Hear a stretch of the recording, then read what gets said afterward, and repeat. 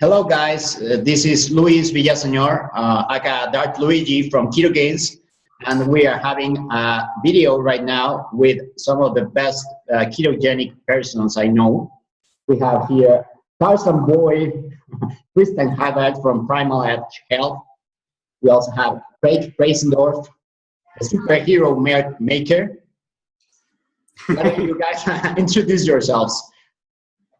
Get it, Tristan. Hi. No, Tristan. Hello. I am Tristan. So what's up? I'm Tristan. I run a website and a YouTube channel. The website's www.primaledgehealth.com, and the YouTube channel is called Primal Edge Health. Probably seen a lot of the interviews and whatnot. I've had both these awesome gentlemen on my show in the past, and we'll likely have them on again because they're a hoot to talk to and they know their stuff. And yeah, let's throw it over to Craig, fresh out of changing clothes in the only phone booth left in Utah. Yeah, I had it specially put next to my house. Doesn't give away the fact that I might be Superman, but I was like, why is there a phone booth in the entire state right there, and that's it, in Lehigh by a golf course? I don't know. The conspiracy theorists are gonna go crazy. Yeah, right.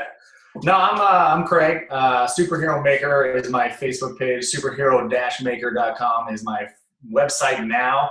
I pretty much take people that have been working out for a sustained amount of time and push them to the next level. I don't really work with very beginning stage people, but that's not to say I don't work with people who don't. So at that same time, like I know Tristan, and don't you coach Tristan? Yeah. Actually, a lot of people that I coach be, older, more sedentary type people, just getting into stuff. I have a full range. It goes all the way through. I enjoy all of it, but Craig, you're working more with like high level athletes. Yeah. People who can actually. That's about 50% of my clientele, and then the rest of them are. I don't have anybody that isn't an entrepreneur or like a self-proposed business guy, which is kind of funny. So they're all really highly driven, male or female, either athletes or just freaking entrepreneurs, pretty much. So it's pretty cool that way.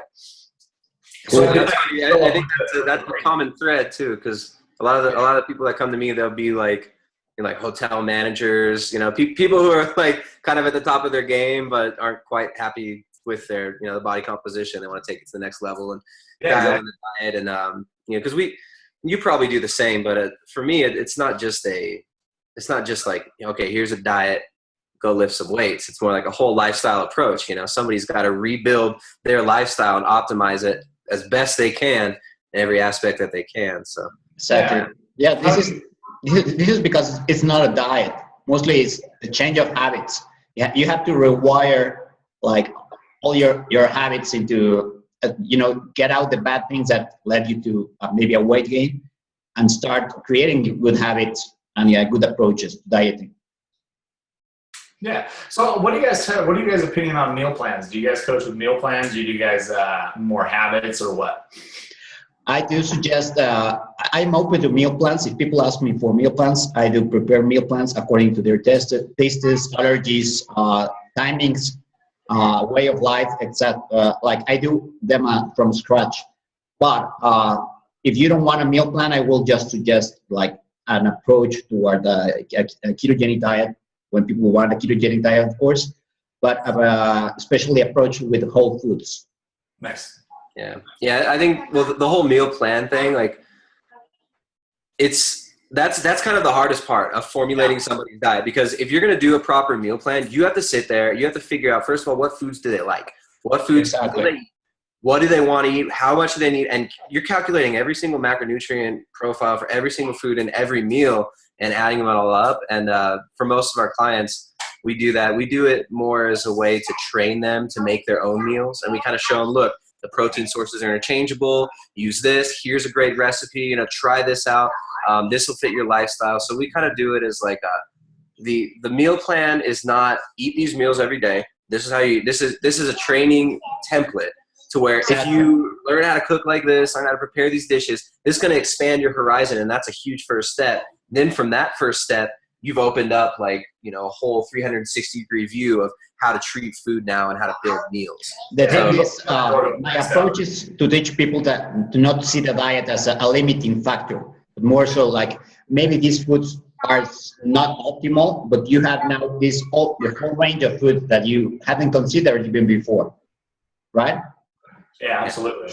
Yeah, because I mean, we're stuck into, you know, the generalizations of that you go to the grocery store and you're just buying whatever that Kellogg's has produced for you versus having to create your own flavor, which that's what I try to get across to my clients. Because a lot of my clients, they're like stuck in that position where they need to take the next step to get a lot better, you know? And so like I do what's called a blueprint of like, here's what your day should look like, but if you want to switch out foods, here's a calculator, here's a swap sheet, here's how you do it. So in a sense, they have like, because most people when they're in my situation and when they're stuck is because they don't have their calories dialed in and they don't have their workouts dialed in and they have no idea what their RMR is. Yeah. And so at that point, once we get those three hammered out, all lights are green. And that comes from like a 9 to 5er to a professional athlete. It's just like, boom, let's go. And so I do have them count and whatnot. But at the same time, like when they head out on vacation, they're like, well, should I? I'm like, no, don't even worry about it. You know, yeah, if you're going to go on vacation, you should be able to that's one of the cool parts too, is like if you're going to travel on keto, it's so easy. You can go to any restaurant, you can order foods that are keto friendly, and you get a side of avocado. Tell them take the potatoes or the French fries out. Don't even bring me the bun on the burger. Bring me some spinach on the side and a little slab of butter. Or you got your own coconut oil in your bag or whatever. You throw a jar of coconut oil in your wife's purse wherever you go, and you've got some fats there that you can get in. So it's not – people say, oh, like, I don't know. I don't want to start keto because I got to go visit my parents or something. Man, I mean, Luis, I remember when I first talked to you, you said, I've been doing keto for this long, and I've got a serious girlfriend, and we've never talked about diet. She doesn't even know, like, what I'm doing. Exactly. So like, that's for real. Yeah. Like, if you just grab some salad, you grab there's, like, not a single country in the world where you cannot have chicken, right? Right. You go and ask for chicken, ask for beef, and nobody's going to look at you funny. True. And that's the thing, too. I think people just need to know they can do that. Because, like, there's some restaurants where you go in and they say, if you ask for anything off the menu, then pretty much fuck you, right? And so at that point, you're like, all right, I'm out of here. I'm not going to eat here. But so, like, you can ask, and you're paying for the food. So it's just like, I want it done in butter. Exactly.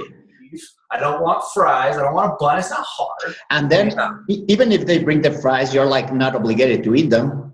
Right? Yeah, exactly. They're just tempting you, bro. They're calling. Yeah, like, well, here's the thing too: is I think people are afraid of getting like their food spit in or something like that. There's this weird thing that goes on when people go to restaurants. They're like they think they have to kiss ass. But look, as long as you're respectful and like direct to your people who are providing you a service. As somebody who's worked in the service industry, like growing up, I worked in like nice hotels, restaurants, stuff like that, concierge desks, things like that, where people are constantly coming to you for service. There's not an attitude of, oh, screw this guy. He doesn't want French fries. I want food. Nobody cares. I also worked in restaurants for a while. Like, nobody cares. No, I liked it. Like, I don't know. I think people actually enjoy when they get to talk to somebody and they're like, oh, wow, you don't want it this way. You want it this way. I mean, when it comes down to it, if you got confidence and you know that you enjoy what you're doing and you kind of get past that, like that little fear, wipe that away and just go for it and connect with your person who's serving you at like a human level, look them in the eyes and, you know, empathize with their life. And then it's so easy. It's like, I don't want fries. I want an avocado on the side. Oh, you don't have avocado? Bring me a little extra butter. Exactly. Like, all right, cool. They'll do it. Okay. So let's get in with the theme of the chat, and we're going to talk about some ketogenic myths. So, for example, Craig, what do you think about being in ketosis like for a while, 2 months, 3 years, 5 years? Is there something negative? Do your body actually need carbs? Do you have to cycle? Are you going to die? Are you going to turn into a zombie?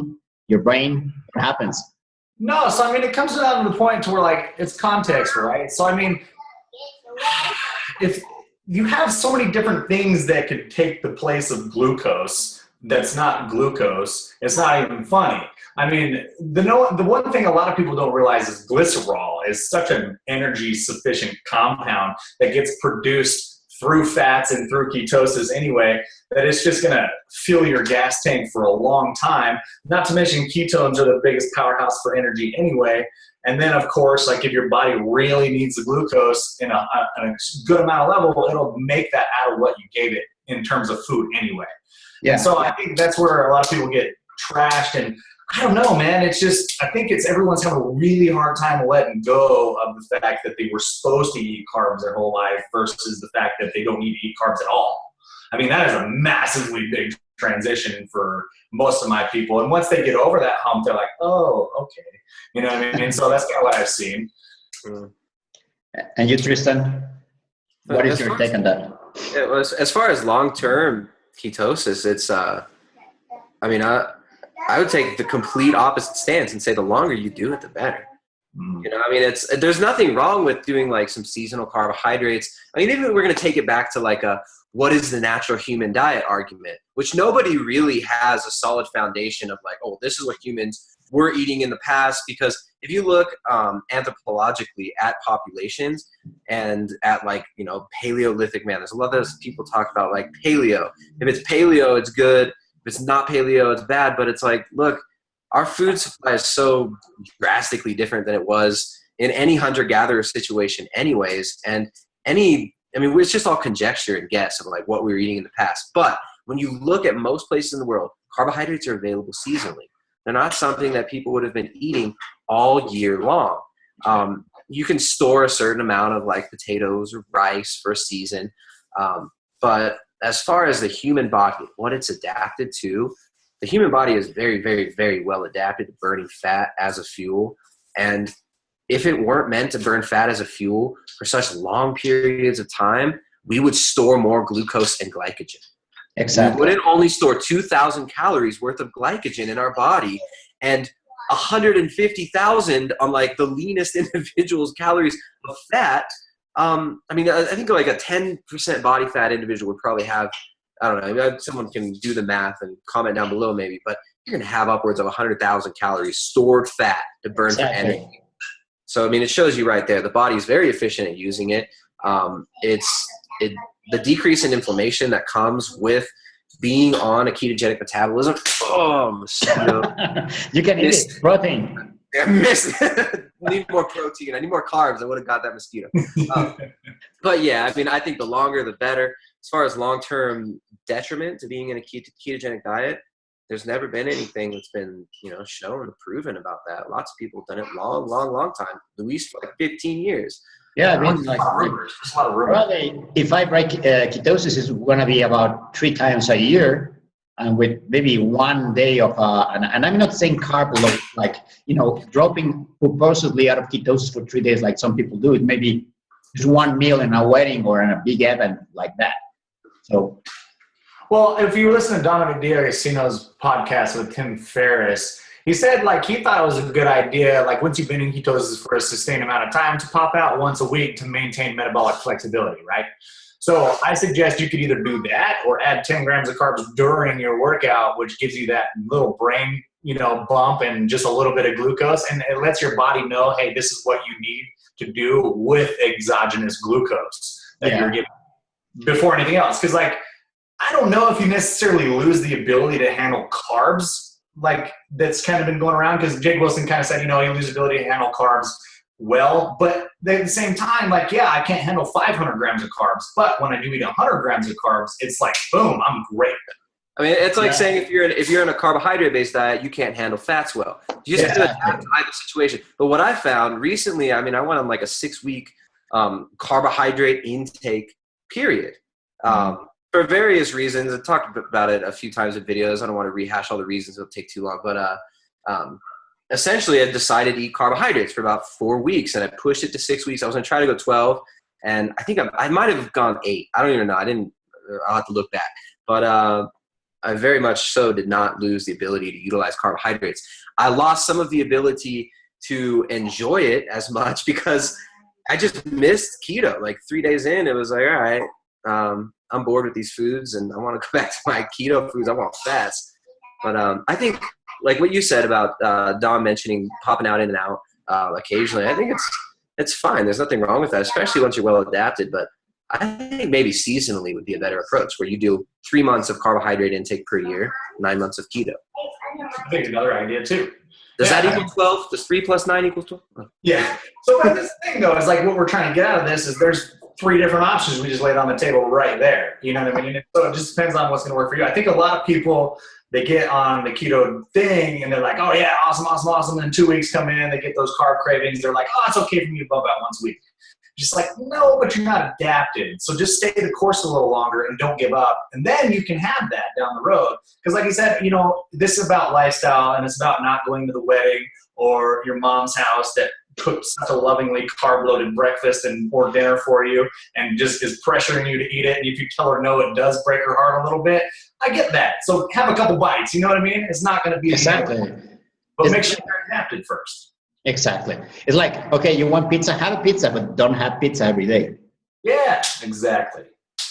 And that's the thing too, is like on a refeed or a cheat or whatever you want to call it, why are you crushing 300, 400, 500 grams? Like, eat enough to push the limit of you being in ketosis. Maybe like 110 is exactly where you need to be, or 75 for that day. Just kind of play with it, and that'll give you another little factor of like, okay, this many carbs will put me out of ketosis completely, and this will keep me in, depending on where I was for the day. And so that gives you a little piece of information that you can utilize for your system later. Exactly. Context is a key word, as always. That's going to be the highlight of this episode, is myths and context. Exactly. It all depends. I mean, I could name every video I've ever made as it all depends. That's the answer. But, you know, but like Craig was just saying about newbies, like if you're just starting a ketogenic diet, don't be refeeding, and don't, like, even just a few bites, it's not going to be helpful to, I mean, it's kind of like setting the switch back. So if you went 5 days and you suffered for like 3 or 4 of those days, and then I think we are losing Tristan. You gave in, you had like a bite of pizza. Uh-oh. Losing me a little bit. Yeah, we lost you. Everyone's windows closed. Hello. I have you there perfectly. We good? Am I here now? I got you. Yeah. What about me? Are you all right there? I'm good. You good? Okay, we're good. I can hear you guys. Okay, no, you were just chopping up pretty bad, like you're going glitchy. Okay, all right. So I'm back. No, I didn't freeze. All right. So am I okay now? I think my internet's next to it. Okay, yeah. Well, don't listen to the little voice that's telling you, eat more carbs now, eat more carbs. Don't listen to the justification, because then if you do, I mean, it's not a big deal. It's like, not like you're so naughty, you're going to go to hell. But you've set yourself back 3 or 4 days, and those 3 days are kind of wasted, especially in the very beginning.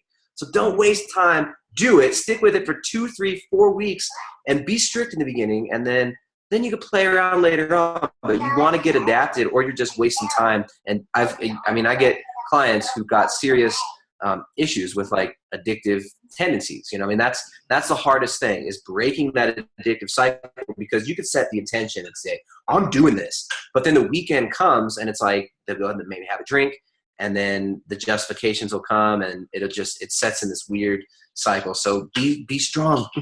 Don't do it the first couple weeks. Just to resume, if you're overweight, if you have a bad insulin sensitivity, you don't need carbs.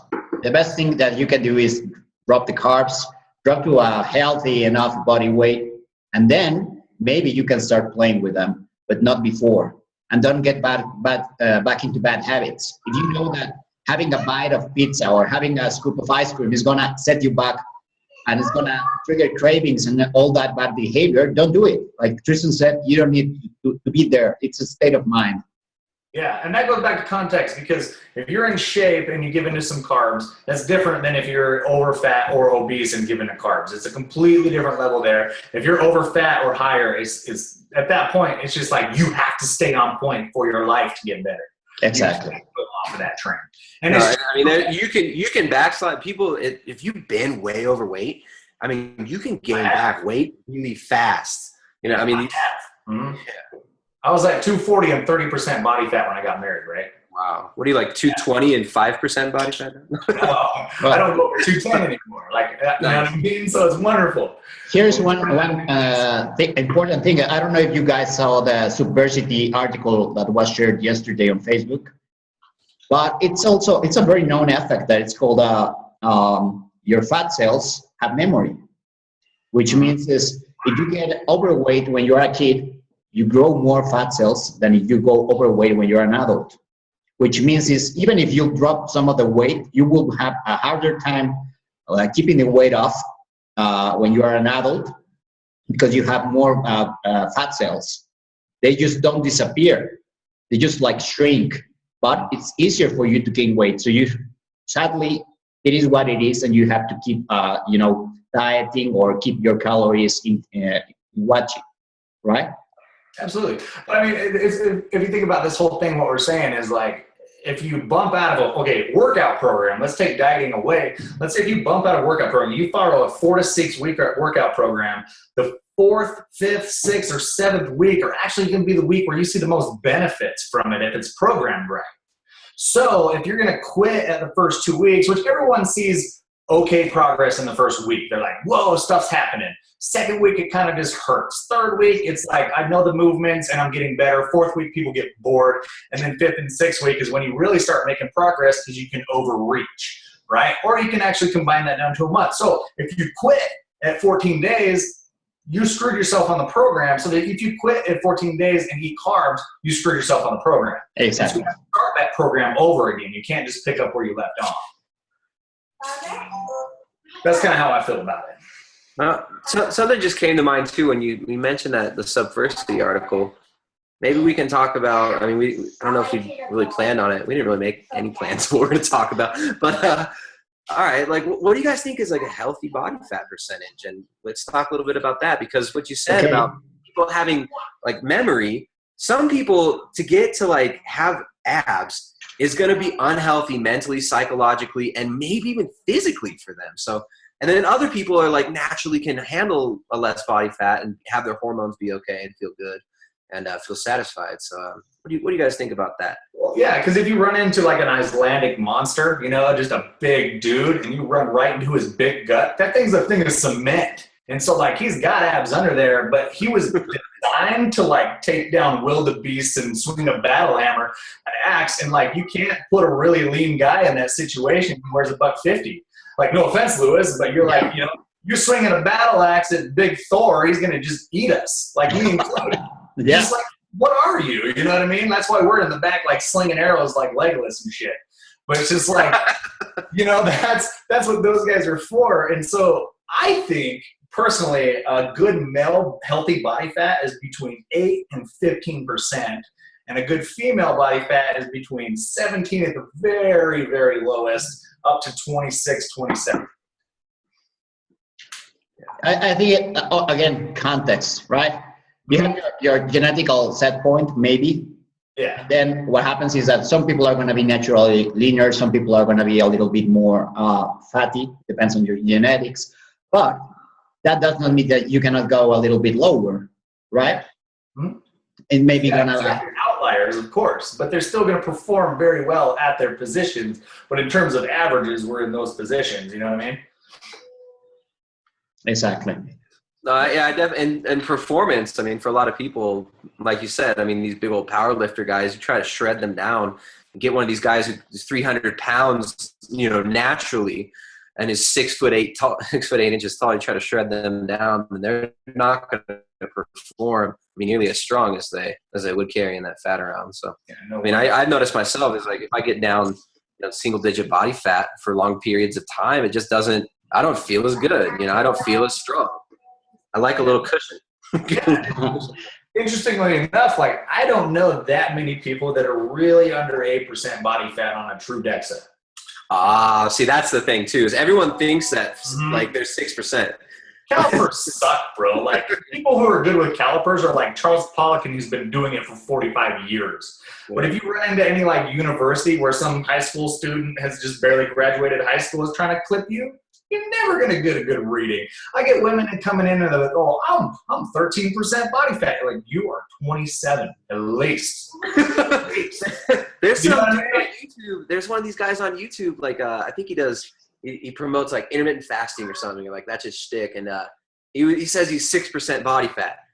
And it's like, have you seen the pictures of that guy Alberto Nunez when he was actually 6%? Dude, that is like looks like he's dying. Yeah. like the glutes, like, I mean, like so grossly shredded. Like, Yeah. it's like disgusting. And like these other people think that they're 7-8%. It's like, no freaking way. No, I sit at 13% and like I can see my abs, but at the same time, like if I really push to get to 9, like competition level, I feel like shit. Like my deadlifts drop through the floor. Any kind of vertical jump that I had goes away. So it's pretty interesting. Yeah, no, I definitely feel the same way. When I got sick last, the last time I got sick, I got like really, really lean because I couldn't hold down food, and felt awful afterward. Just felt so weak after. It's like, I got to put fat on. So I ate a lot of carbs. I gained a bunch of carbohydrates, and I gained a little bit of that fat back. Yeah, that's what it feels like to be on stage. Just sick.